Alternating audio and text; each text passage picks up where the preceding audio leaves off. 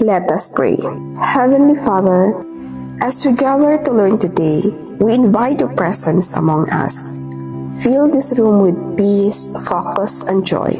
Help us to approach our studies with open minds and eager hearts. May you support one another, speak kindly, and learn with humility. Bless our teacher with strength and clarity, and guide each of us to do our best, not just for grades, but for growth. May this lesson be a step toward the future you have planned for us. We thank you for the opportunity to learn and to become a better every day. Amen. To freshen up our body and mind, let's get energized first.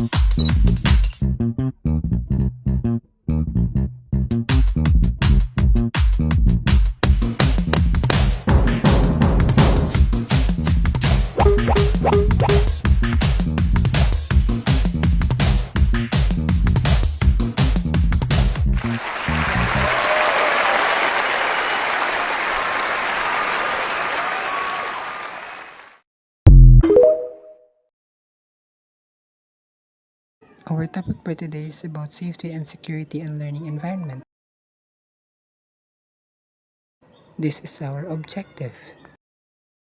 Let's have a game which is Arrange Me If You Can. This is the game instructions.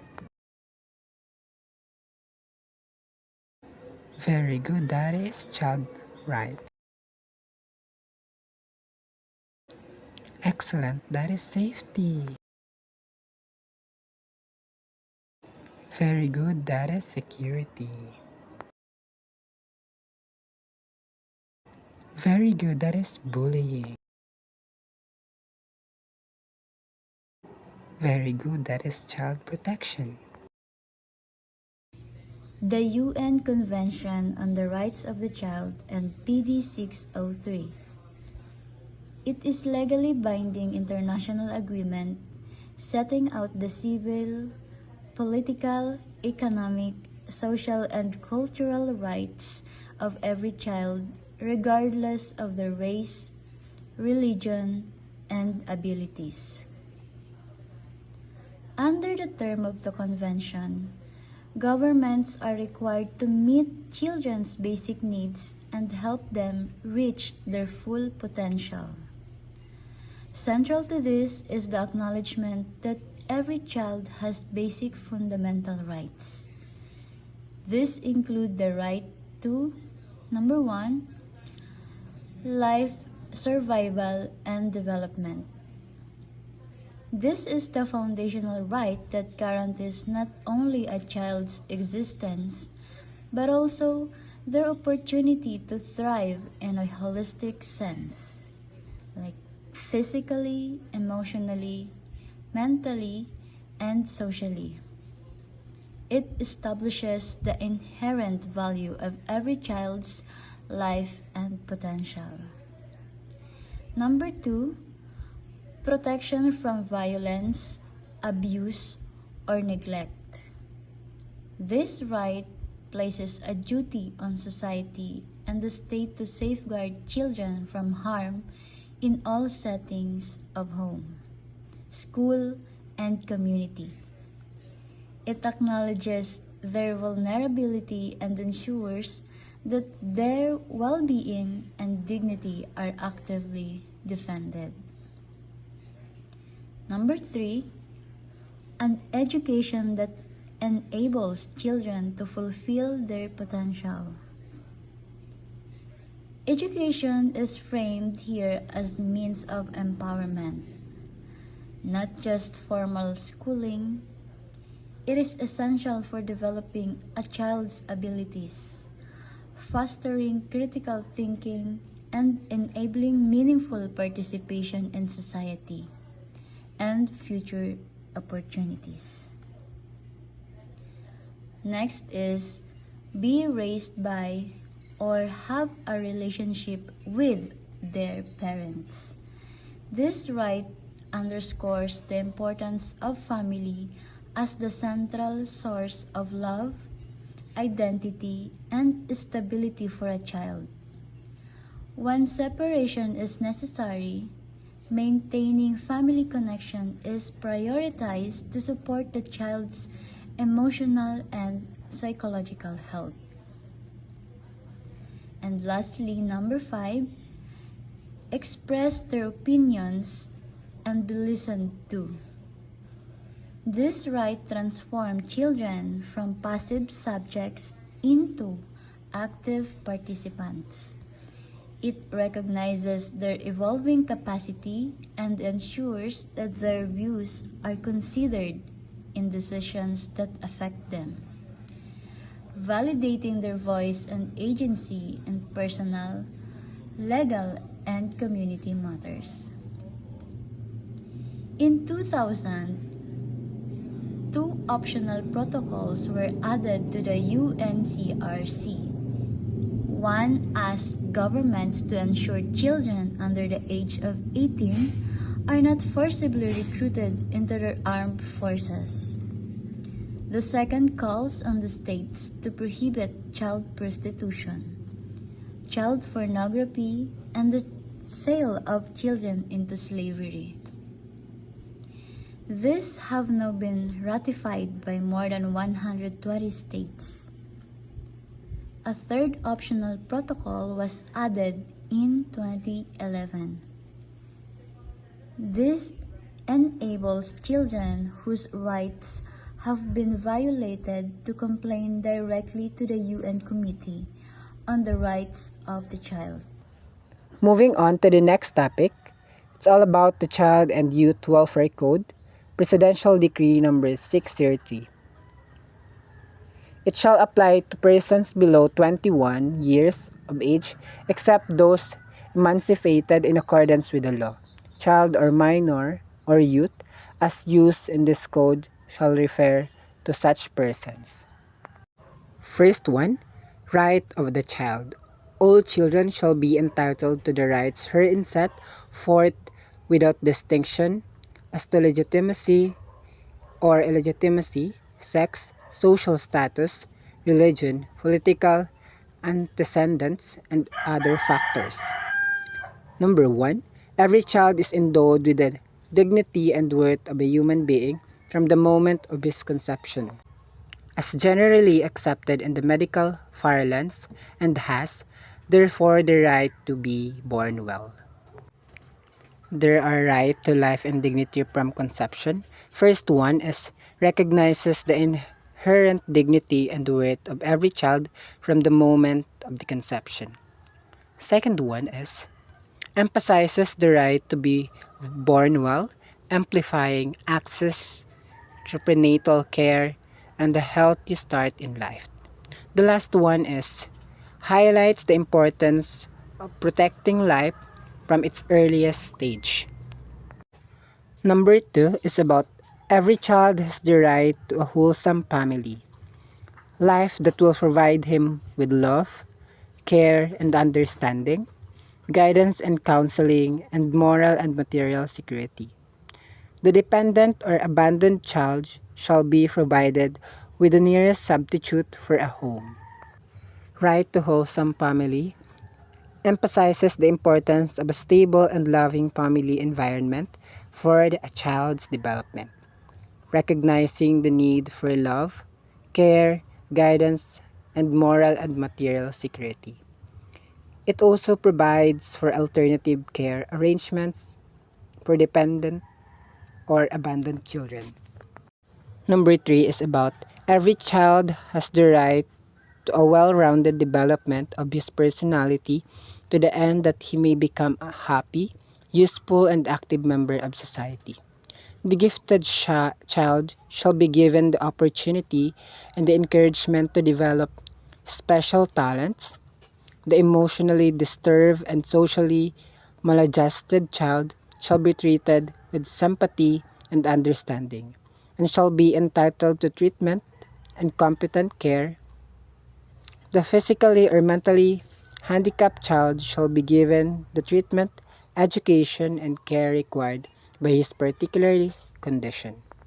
It is the child's right to holistic development that encourage the development of the child's personality, talents, and abilities. It also recognizes the unique needs of different children, including gifted children, which emotionally disturbed or socially maladjusted children, sympathetic understanding and competent care, physically or mentally handicapped children, specialized treatment, education, and care. Number 4 is about every child has the right to a balanced diet, adequate clothing, sufficient shelter, proper medical attention, and all the basic physical requirements of a healthy and vigorous life. It is the right to basic physical needs. It ensures access to essential resources for a healthy life, including balanced diet, adequate clothing, sufficient shelter, proper medical attention. Number 5 is about every child has the right to be brought up in an atmosphere of morality and rectitude for the enrichment and the strengthening of his character. It is about the right to moral upbringing. It emphasizing the importance of a moral and values-based upbringing for character development. It is also recognizes that the role of the family and caregivers shaping a child's values and character. Number 6 is about every child has the right to an education commensurated with his abilities and to the development of his skills for the improvement of his capacity to service to himself and to his fellow men. It is about right to education and skill development. It emphasizes the importance of education tailored to the child's abilities and skills. It also highlights the role of education in empowering children for future contributors. Number 7 is about every child has the right to full opportunities for safety and wholesome recreation and activities, individual as well as social, for a wholesome use of his leisure hours. It is about right to recreational and leisures. It recognizes the importance of safe and wholesome recreation for children's development, also highlighted the need for constructive use of leisure time. Number 8 is about every child has the right to protection against exploitation, improper influence, hazards, and other conditions or circumstances prejudicially to his physical, mental, emotional, social, and moral development. Is about the right to protection from exploitation and harm. It is about protects children from exploitations, influences that can harm their development, covers physical, mental, emotional, social, and moral well-being. It emphasizes the need for a safe and nurturing environment. Number 9 is about every child has the right to live in a community and a society that can offer him an environment free from pernicious influences and conducive to the promotion of his health and the cultivation of his desirable traits and attributes. It is about right to a supportive community and society. It emphasizes the importance of a community that promotes children's health and development. It is also recognizes the needs for an environment free from negative influences that highlights the role of society in shaping children's values and traits. Number 10 is every child has the right to care, assistance, and protection of the state, particularly when his parents or guardians fail or unable to provide him with his fundamental needs for growth, development, and improvement. It is more on about the right of the state care and protection, which ensures the state's responsibility to promote and care for children, especially when parents and guardian fails. It also provides for assistance and support when children's fundamental needs are not met, which highlights the state's role in safeguarding children's welfare. Next is every child has the right to an efficient and honest government that will deepen his faith in democracy and inspire him with the morality of the constituted authorities both in the public and private lives.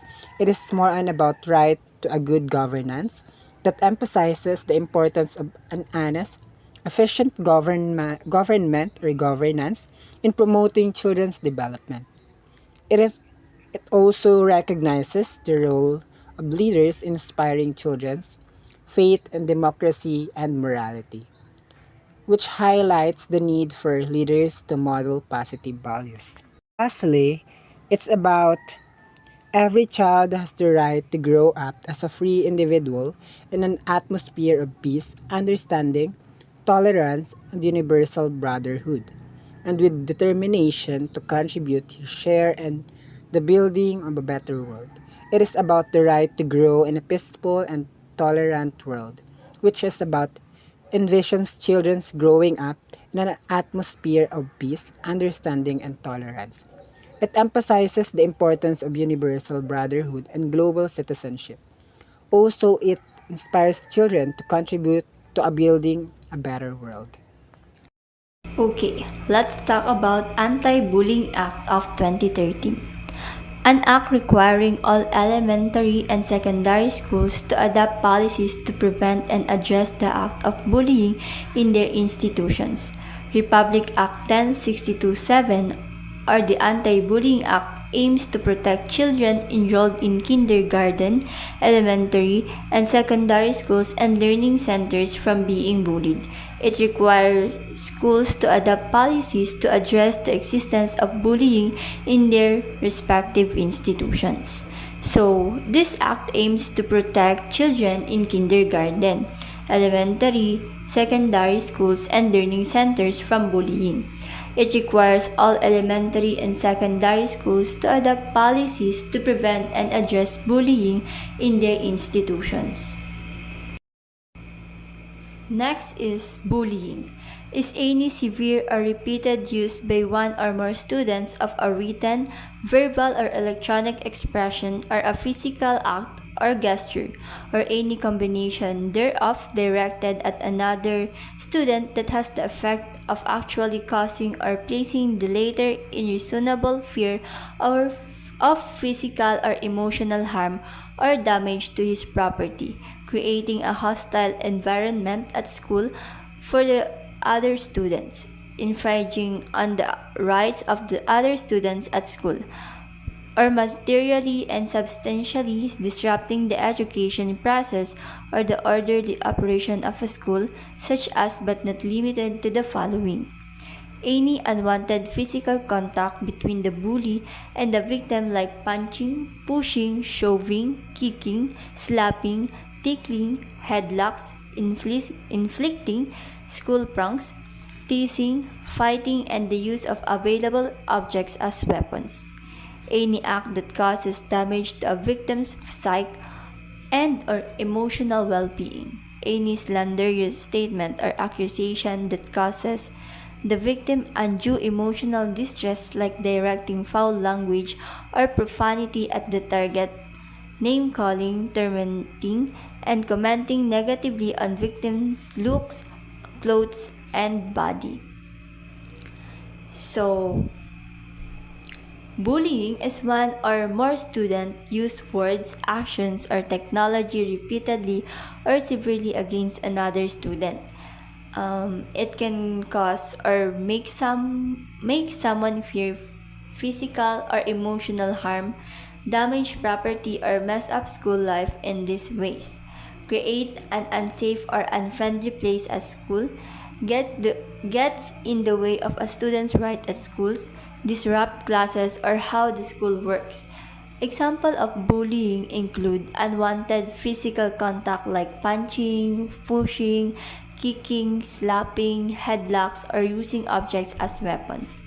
Pranks, teasing, or fighting that hurt someone. actions that harm a person's feeling or mental well-being. Hurtful words like name-calling, swearing, or making mean comments about looks, clothes, or body. Next is cyberbullying. Any bullying done through the use of technology or any electronic means. The term shall also include any conduct resulting to harassment, intimidation, or humiliation through the use of other forms of technology, such as but not limited to texting, email, instant messaging, chatting, internet, social media, online games, or other platforms or formats. Next is social bullying. Any deliberate, repetitive, and aggressive social behavior intended to hurt others or to belittle another individual or group. So, when we say social bullying, it is when someone intentionally does mean things again and again to hurt someone else. This happens in how we interact with each other, like spreading rumors or lies about them, or making fun of them in front of others to embarrass them. Okay, gender-based bullying. Any act that humiliates or excludes a person on the basis of perceived or actual sexual orientation and gender identity. So, when we say gender-based bullying, is when someone hurts or leaves out other person because of how they see their gender or who they're attracted to. For example, making fun of someone because they don't act the way people expect their gender to. As such, any person who commits any of the foregoing act is considered a bully. Furthermore, any act of retaliation against a person who reports bullying, who provides information during an investigation of bullying, or who is a witness to or has reliable information about bullying is likewise prohibited. School obligations. Schools are directed to adopt policies which are to be regularly updated to address the existence of bullying in their respective institutions. These policies are to be reported to appropriate school division superintendent of the Department of Education during the first week of every academic year. During this period, the school shall also submit a report of relevant information and statistic on bullying. So, school must make rules to prevent and deal with bullying and update these rules regularly. Every year, during the first week of classes, school have to send these rules to the Department of Education's School Division Superintendent.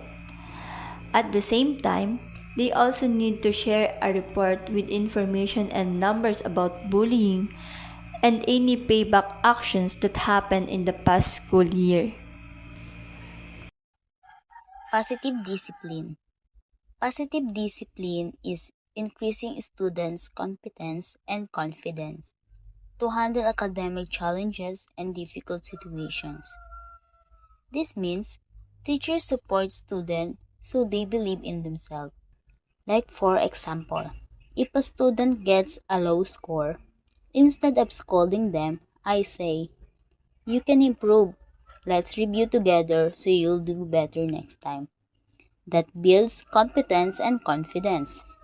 Positive discipline is a clear and consistent communication. Consistency means I give the same reminders every day, not changing rules suddenly. If the rule is raise your hand before speaking, I stick to this rule all the time.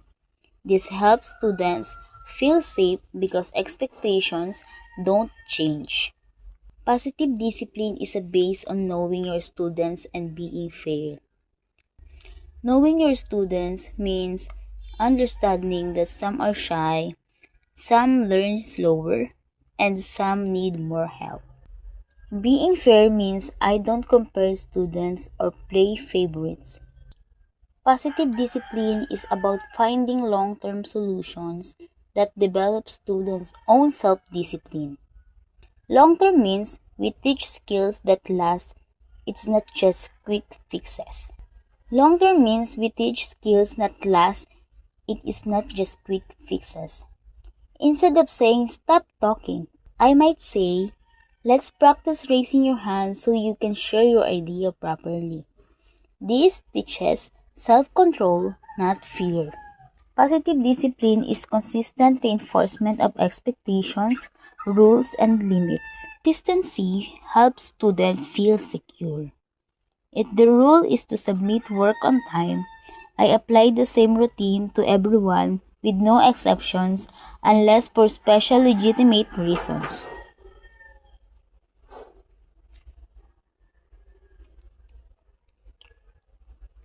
Positive discipline is aimed at building a mutually respectful relationship with your students. Respect is two-way.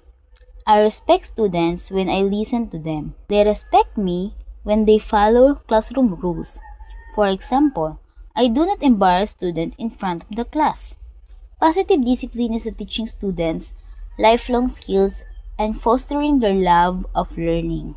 Skills are empathy, responsibility, calmness, teamwork, and not just for school but for life. Positive discipline is teaching courtesy, nonviolence, empathy, self-respect, and respect for others and their rights. For example, I teach students to apologize properly when they hurt someone, instead of forcing them to say sorry without understanding why. Now, let us discuss what positive discipline is not. Positive discipline is not permissiveness. It doesn't mean students can do anything they want. Positive discipline still has rules but in respectful way. Positive discipline is not letting students do whatever they want. If a student keeps walking around during discussion, I guide them back to the routine. I don't just ignore it. Positive discipline is not having no rules, limits, or expectations. Positive discipline classroom still follows structure. Positive discipline is not short-term reactions. Short-term reactions include yelling, threatening, or punishments done out of anger. Positive discipline avoids reacting, instead, we think and guide. Positive discipline is not an alternative punishment to slapping, hitting, and shaming. Positive discipline never uses violence, humiliation, or fear. Now, let's discuss the positive discipline in everyday teaching approach by Durant 2010. This part explains the teaching principles behind positive discipline. Holistic. It applies not only to student behavior, but to all aspects of their learning and social interactions. If a student is noisy, I don't just look at the noise. I ask, is the child excited, stressed, bored, struggling academically? I consider their emotions, learning needs, home situation, and friendships. Strength base. It identifies and builds on the student's strengths. If a student struggles in writing but is good at drawing, I allow them to show learning through diagrams first. We use this strength to help them improve weaknesses. Constructive.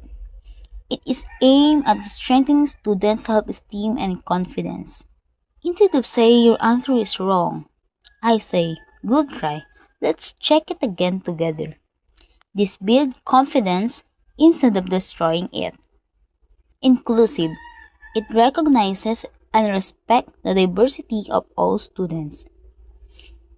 If a student has difficulty reading, I don't tease or embarrass them. I give extra time or allow them to practice quietly with me. No one is left behind. Proactive. It identifies the root of behavioral and learning difficulties and implements strategies to promote success and avoid conflict. If a student always talks during group work, I create clear rules before we start. I might say, one person speak at a time. Use inside voices. This prevents arguments. Participatory. It engages students in the learning process and in the school community. For example, I allow you to help create class rules.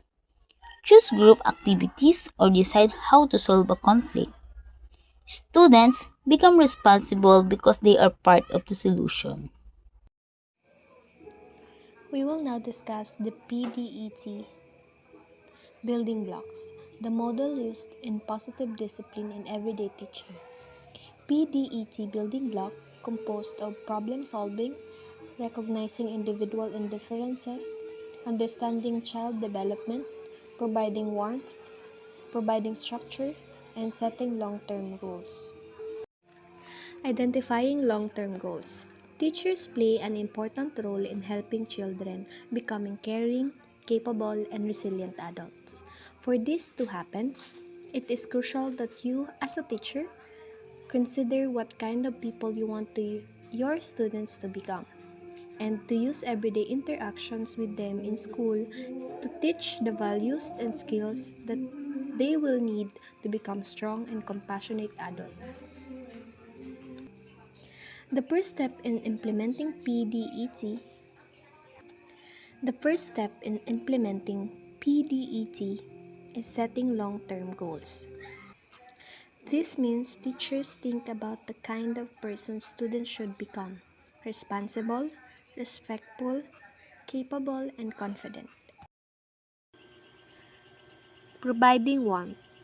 Warmth is creating school and classroom environment that ensure your students feel physically and emotionally safe. It requires that you recognize and respect their developmental levels, are sensitive to their academic and social needs, and empathize with their emotions and situations they may be facing. Children learn the best and will cooperate more in a warm, safe, and caring environment. Providing structure. Structure is of information students need in order to succeed academically and behaviorally. It gives students the tools they needed to solve problems, work out conflicts, and succeed academically. Structure means giving a clear rules, routines, and expectations so students are guided. Understanding child development. Students change as they grow, and it is important that teachers recognize that their expectation and ways of teaching should also change as the student ways of thinking, needs, and interests change. The warmth and structure that you provide to your students to reach your long-term goals will change depending on their stage of development. This means teachers understand how students think and behave at the different ages. Identifying individual differences. While all children go through the same stage of development, children are not all alike. They come from different homes and cultural environments and have different personalities, talents, temperaments, and abilities, which all affect their behavior and performance in school. A teacher who understands and respects students as individuals can make the difference between their success and failure in school. This means that every student is unique, different talents, needs, and personalities. Lastly is problem solving with positive discipline. The possibility of conflict between students and teachers is always present, but by implementing the PDET model, You can use conflict as an opportunity to teach students how to manage their emotions and resolve conflict without hurting others physically or emotionally. Instead of punishing mistakes, we help students find solutions. In conclusion, safety and security in the learning environment are not merely practical necessities. They are the foundational pillars that enable students to thrive academically, socially, and emotionally. A safe space encompasses physical measures such as a well-maintained facilities, emergencies, protocols, and secure access, emotional safeguards including inclusive cultures that reject bullying and discrimination, and digital protection to shield students from online threats and protect their privacy.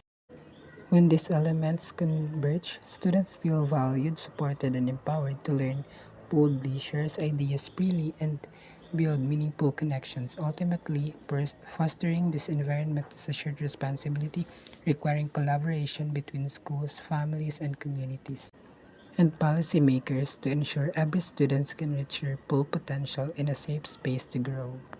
That would be all for today. Thank you.